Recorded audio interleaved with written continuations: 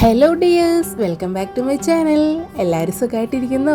ഇന്ന് വന്നിരിക്കുന്നത് നമ്മൾക്ക് എല്ലാവർക്കും ഒരുപോലെ ഇഷ്ടമാവുന്ന ഒരു ചെമ്മീൻ്റെ തവ ഫ്രൈൻ്റെ റെസിപ്പിയാണ് കാണിച്ചു തരുന്നത്. അത് ക്ലീൻ ചെയ്യുന്നത് മുതലായിട്ട് ഞാൻ കാണിച്ചു തരാം. നമ്മൾ ആ പ്രോൺസ് ഹോളായിട്ട് എടുത്ത് തന്നെയാണ് നമ്മൾ ഫ്രൈ ചെയ്ത് തവ ഫ്രൈ ചെയ്തെടുക്കുന്നത്.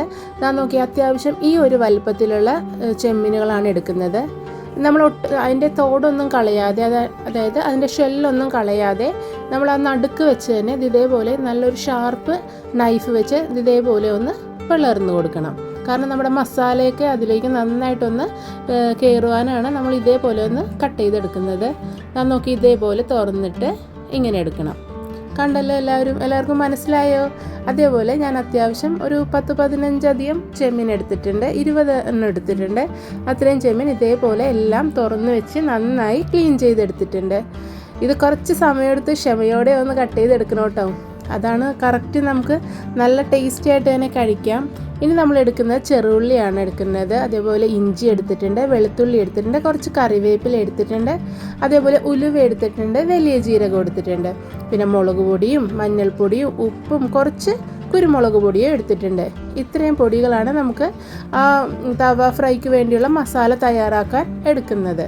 എന്നിട്ട് നമുക്കിതെല്ലാം ഒന്ന് മിക്സിയുടെ ജാറിലിട്ട് ഒന്ന് അരച്ചതിന് ശേഷം ആ ചെമ്മീനിലേക്ക് പുരട്ടിയിട്ട് നമുക്കൊന്ന് ഫ്രിഡ്ജിൽ സൂക്ഷിക്കാം. ഒരു അരമണിക്കൂർ ഇരിക്കുമ്പോഴത്തേക്കും നല്ല രീതിയിൽ തന്നെ ആ മസാലയൊക്കെ ചെമ്മീന് പിടിച്ചിട്ടുണ്ടാവും.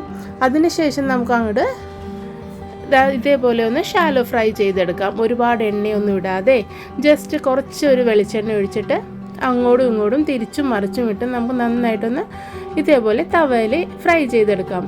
എത്ര എളുപ്പമാണെന്ന് നോക്കിയാൽ നമ്മുടെ ചെമ്മീൻ തവ ഫ്രൈ വളരെ ടേസ്റ്റിയാണ്. നമുക്ക് ചോറിനെ കൂടിയൊക്കെ നല്ല ടേസ്റ്റി ആയിട്ട് കഴിക്കാം. നിങ്ങൾക്ക് എരിവൊക്കെ കുറച്ച് കൂടുതൽ വേണമെന്നുണ്ടെങ്കിൽ മുളക് പൊടി കുറച്ച് കൂട്ടിയെടുത്താൽ മതി. ഞാനിവിടെ കശ്മീരി മുളക് പൊടിയാണ് എടുത്തിരിക്കുന്നത്, മക്കൾക്കൊക്കെ കഴിക്കണ്ടേ, അതുകൊണ്ട്. അപ്പോൾ എങ്ങനെയുണ്ട് നമ്മുടെ ചെമ്മീൻ തവ ഫ്രൈ? എല്ലാവർക്കും ഇഷ്ടമായിട്ടുണ്ടാവുമല്ലോ. അങ്ങനെ 2 ട്രിപ്പായിട്ടിട്ട് ഞാനത് ഫ്രൈ ചെയ്തെടുത്തിട്ടുണ്ട്.